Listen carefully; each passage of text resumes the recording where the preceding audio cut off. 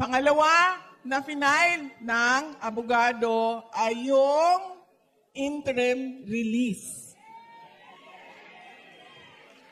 Ang kailangan kasi sa interim release ay yung third country o yung bansa na tatanggap kay Pangulong Duterte. Japan!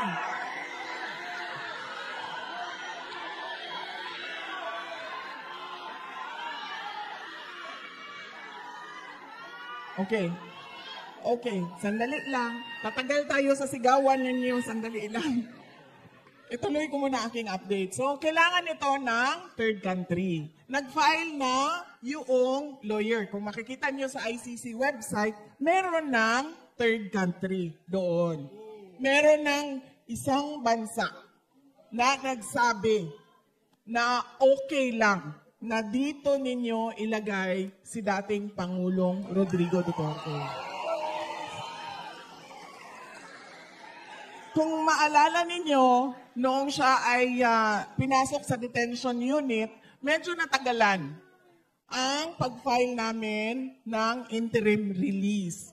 Dahil kinausap pa namin at naghanap pa ako ng tutulong sa akin. Dahil wala akong mapagkatiwalaan doon sa Pilipinas, ginamit ko ang aking mga nakilala sa labas ng Pilipinas dahil sa aking trabaho, nakiusap ako sa kanila na tulungan ninyo kami. So medyo matagal yon dahil hindi madali makipag-negosasyon sa isang bansa.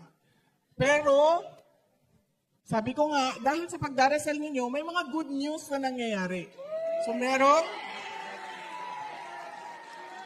merong isang bansa na nagsabi, sige, okay lang, dito ninyo siya dalhin. At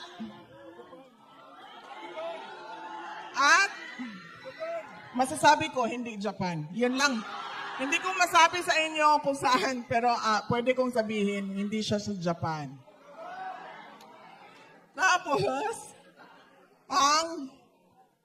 ayun. So yan ay pending. Nandoon na lahat ng papeles, dokumento, lahat. Pinasok na namin sa ICC. Ano ba ang sinasabi ng prosecutor? Sabi ng prosecutor, yes sir.